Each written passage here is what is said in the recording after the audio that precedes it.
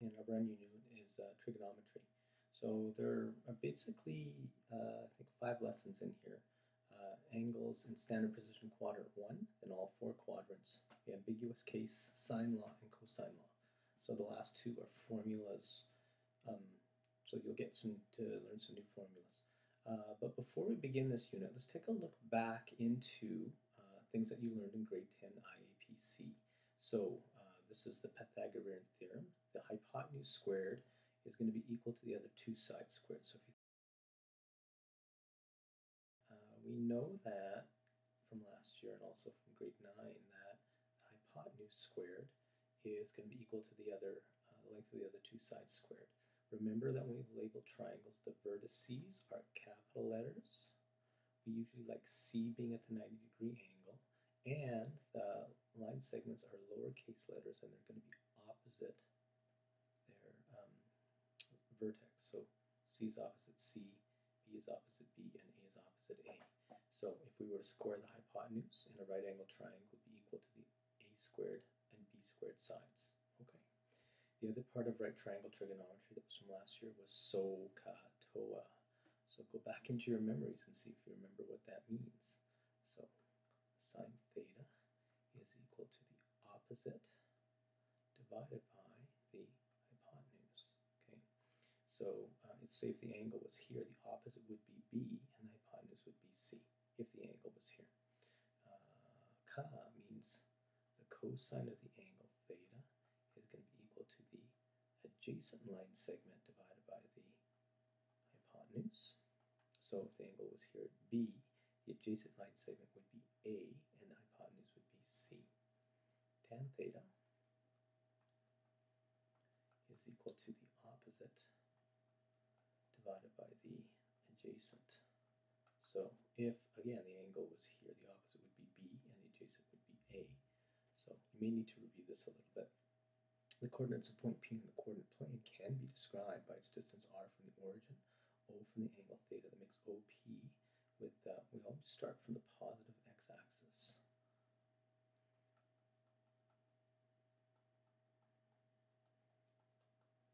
And the angle theta between 0 and 360 degrees is going to be measured always counterclockwise. So we have a standard. On the positive x-axis, the angle is in, we call this standard position.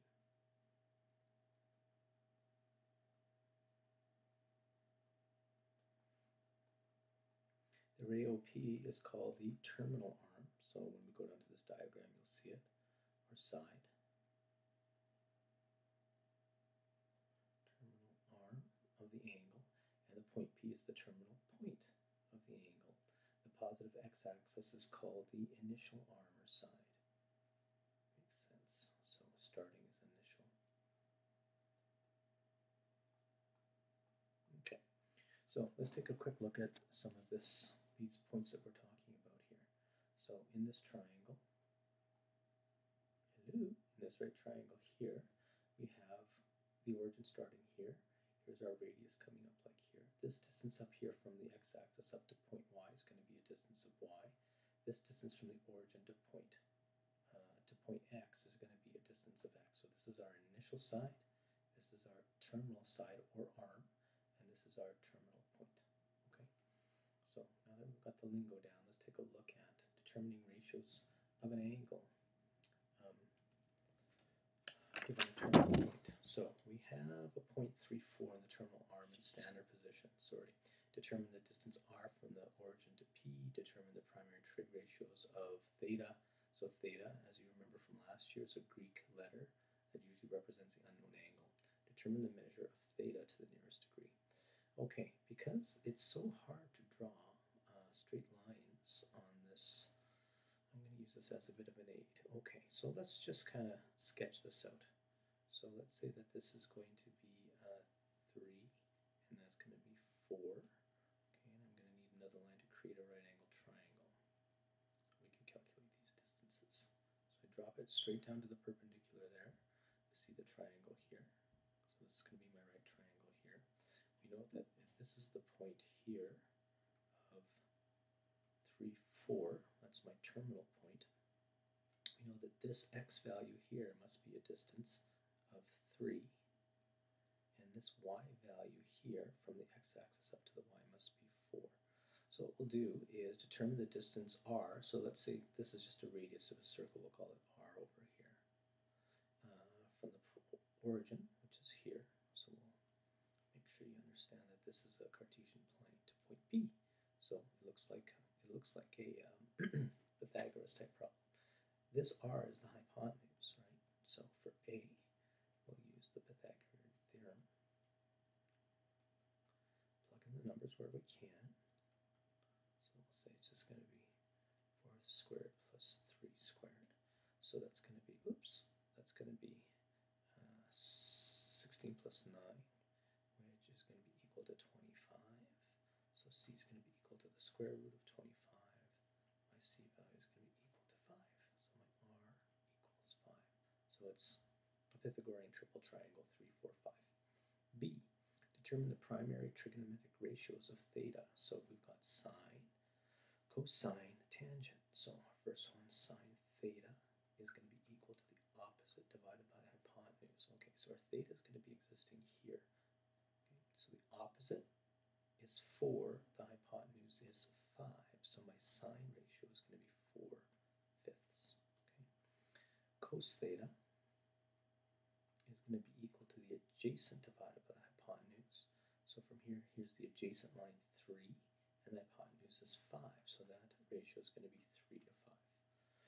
And the last one, of course, is tangent. So tangent of theta is going to be the opposite divided by the adjacent. Opposite divided by adjacent. So from theta, we have the opposite of 4, the adjacent of 3, so that'll be 4/3. Now what I can use is any one of these 3 primary trigonometric ratios to figure out what theta is. So determine the measure of theta to the nearest degree. Okay, so I'll just use sine.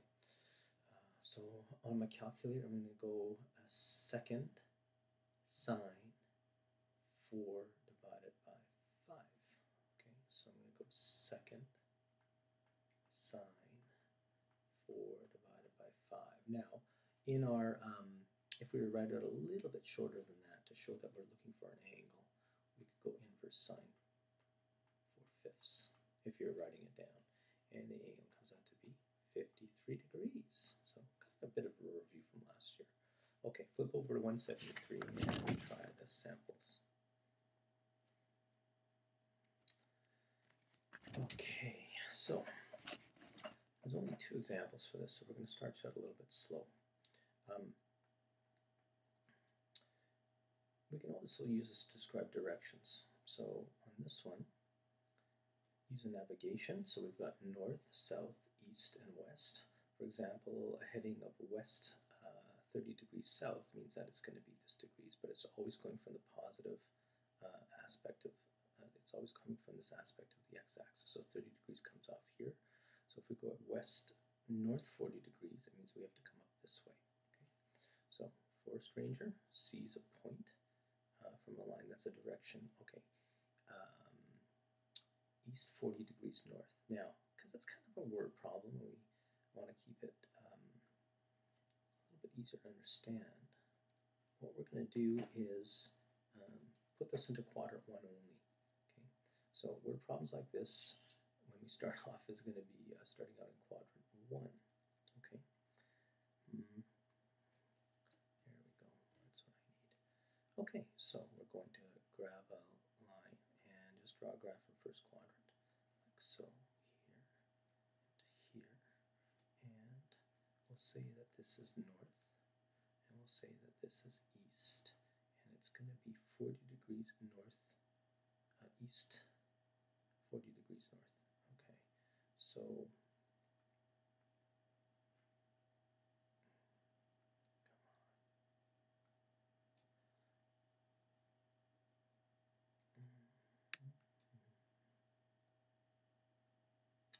it's kind of hard to get this exactly where I want. That's not bad. Okay, so the other thing we'll do here is we'll drop a perpendicular. We're going to create that right angle triangle. Okay, so what do we know? Well, we know that firefighters travel east to get to the fire nearest kilometer, and how should the how far should the firefighters travel in each direction. So there's a road that goes here and a road that goes there. We know that this is 40 degrees. Okay, so it's 40 degrees east, east 40 degrees north, and point that lies on the fire station estimates to be about 30 kilometers. Okay, so here's a couple of shortcuts for you. You could use the old trig ratios, but when you're looking for this value of x here, here's a shortcut. So x is going to be equal to r, which is this value here, cos theta. So x is going to be equal to 30 cos 40 degrees. Pop that into your calculator, and that's going to be equal to 23 kilometers. Okay. Now, for this distance going up here, straight up north, here's another shortcut. Y is equal to the radius times the sine of theta. Okay, so we'll just plug in what we have. What's the radius? 30. What's the sine value? 40. Pop that into a calculator. That's going to be equal to 19 kilometers. Okay, I'm going to go back to the nearest kilometer. How far should the firefighters travel in each direction? So it should be 23 kilometers east, and then we're going to go 19 kilometers north. Answers the question. Okay. Flip over to 175 and try the sample question there. Very similar.